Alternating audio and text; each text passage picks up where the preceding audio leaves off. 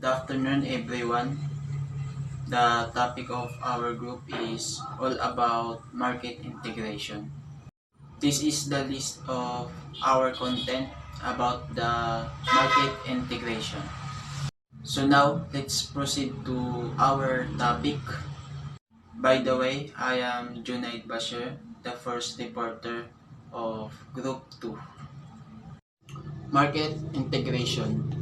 Market integration shows the relationship of firm in the market. The extent of integration influence the conduct of the firm and consequently their marketing efficiency. The behavior of highly integrated market is different from that of the disintegrated market. Market differ in the extent of integration and there is the variation in their degree efficiency. So, the example of market integration are the establishment of wholesaling facilities by food retailer and setting up of another plant by a milk processor. So there are three basic kind of market integration. First is horizontal integration, second is vertical integration, and the last is conglomeration. Horizontal integration. In these types of integration, some marketing agencies combine to form a union to reduce their effective number in the extent of actual competition in the market. So, for example, is primary milk. That is example of horizontal integration. So, one of the clearest example of horizontal integration is Facebook acquisition of Instagram in 2012 for a reported um, 1 billion.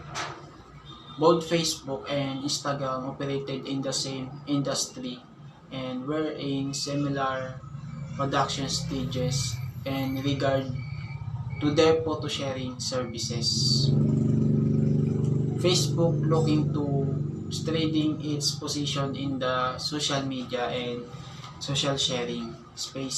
So the acquisition of Instagram as an opportunity to grow its market share, increase product line, reduce competition and potential new markets.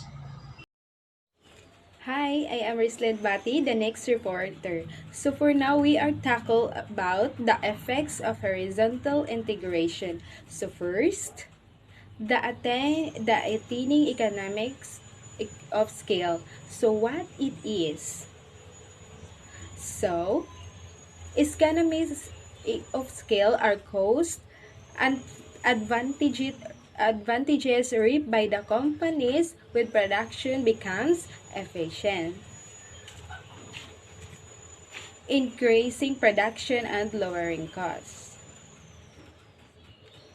So next is specializing in the trade. So what it is, the tendency of countries to specialize its certain products which stay trade for other goods. So,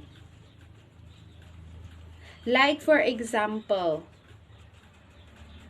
the the country produces a bananas that lower cost than oranges, so it can choose to specialize and dedicate all resources to the product of bananas. So these areas, it focuses on the product of this specific goods and they trade or purchase other goods. So mauna siya. So lastly is gaining larger share of the market and higher profits. So, like for example, innovation is an excellent integration market share. increase quality, lowering prices. A company can expand its market share by lowering its prices. So, that is. Next is the advantages of horizontal integration. So, first is lowering cost. So you can buy more because it is lower cost and a higher efficiency. Increase differentiation, reduce competition, access to new markets, and then economies of scale. So what is the economies of scale? This is cost or gain, increased level of production. So economies of scope, like for example, gas station that sells gasoline can sell soda, milk, baked goods, etc. International trade. An example ani is transaction made, transaction nga naay deliveries plus service, etc. to the customer. And the next is the disadvantage horizontal integration. First is destroyed value and the legal repercussion. So, what is legal repercussion? Like for example, the in a proper business terms. Mao na siya legal repercussion. Next is reduce flexibility. Next is vertical integration. Vertical integration occurs when a firm performs more than one activity in the consequence of the marketing process. It is linking together of two or more functions in the marketing process within a single firm or under a single ownership. For example, if a firm assumes wholesales as well as retailing, it is a vertical integration, or rice processor under the taking retail. So there are two kind of vertical integration. First is forward integration. It is takes activities close to the consumption function. Then last is backward integration, a combination of sources of supply. Next is arrangement of vertical integration. They have four types of arrangement. So this is the parent agribusiness firms. So first is wholesaling of feed mill, transport agency, and food grains trade. So, mao na siya. Like for example, the person ay the restaurant food supplies, clothing resellers or wholesales, the person that they have a business that can buy a big quantities of goods and sell it into lower cost or amount. So, mauna siya example. So this is an example of vertical integration. Um, there, um, there is a firm that stand in each category. Firm is a sector of a business that is needed by a product of a company or a business, from raw material into a final product that can already be sold to people. Its process was being visualized by the vertical integration or integration, but process can be reversed into a forward or backward vertical integration. So as you can see on the picture, the arrow seems to focus back on the producers of their resources, but their sequence can be mixed up together. For example, from 1, 2, 3, 4, 5, 6 to 6, 5, 4, 3, 2, 1 backward. Example for vertical integration company is Canadian communications giant Rogers. Is an example of forward vertical integration company. The company established Rogers TV, a subsidiary company that operates local television channels. The Rogers TV channels shows programs such as cooking and talk shows, which are produced by Rogers managed television studios. So this provides Rogers with an opportunity to advertise and sell its digital product using an electronic version of retail store. Next is example for backward vertical integration company. Amazon.com backward vertically integrated when it become not only a book seller but a book publisher. As a book seller, Amazon.com buys book from various suppliers such as publishing companies. By becoming a publisher itself, it has integrated into its business the role of supplier and can sell book that is that's its own publishing company publishes. The effects of vertical integration. So first, more profits by taking functions. So it can gain more kita for their functions. So next is risk reduction through improved market coordination. So decrease and must improve that it is. So next is improvement in bargaining power and thus prospect of influencing prices. So to have a betterment and its customer influence within the products, prices, and service itself, supplier, etc. So next is lowering costs through achieving operational efficiency. So next is the advantages of a vertical integration. So first is it allows you to its assets that are highly specialized. So maunini na kanindot tungod kay gitugutan ka nga mag-invest sa imong produkto and it's up to you and it's depend on you.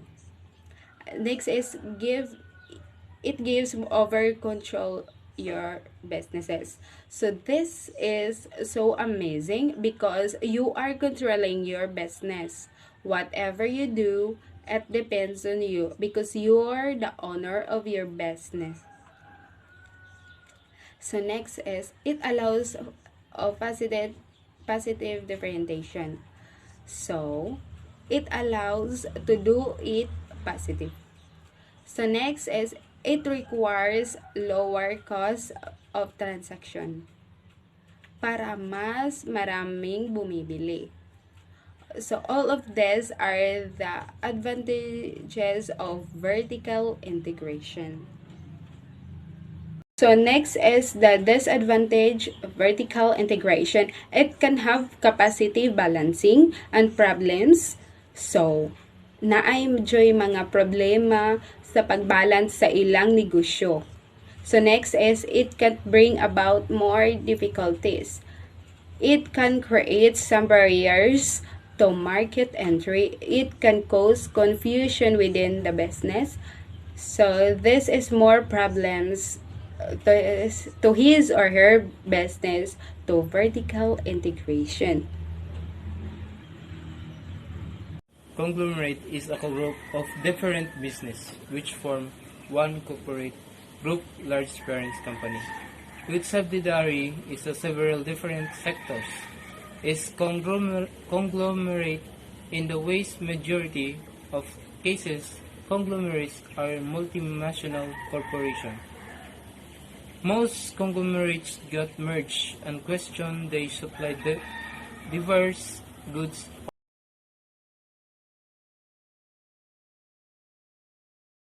Advantages of diversification of businesses. Gain synergies, utilization of exercise, cost improving customer base, utilization of human resource, economics of skill. Disadvantages, no past experience, shift in focus, complication, government issue.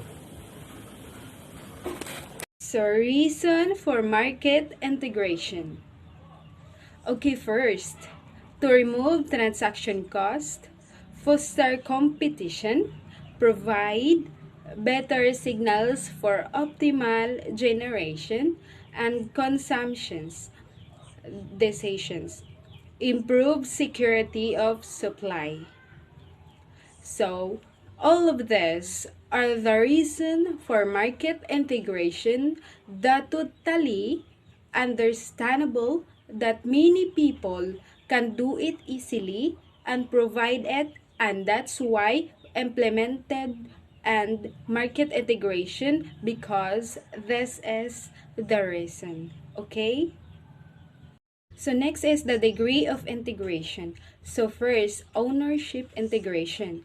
So example, I give you an example to understand, like a process firms which by a wholesale firm. Okay, that is the example of ownership integration. So next is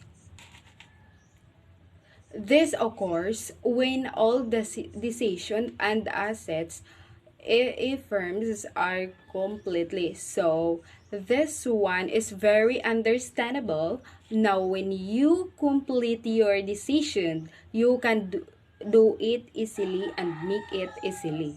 So next is contract integration. I give you an example.